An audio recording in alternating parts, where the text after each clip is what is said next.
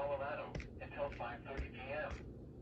At 5 p.m., a severe thunderstorm was located near Palmer Lake, or 19 miles northwest of Colorado Springs, moving northeast at 20 miles an hour.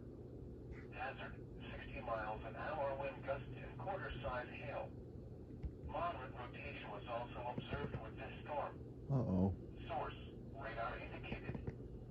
Impact, hail damage to vehicles is expected. Expect wind damage to roofs, siding, and trees. This severe thunderstorm will be near Palmer Lake around 5:15 p.m. Monument and Clinical around 5:20 p.m. For your protection, move to an interior room on the lowest floor of a building.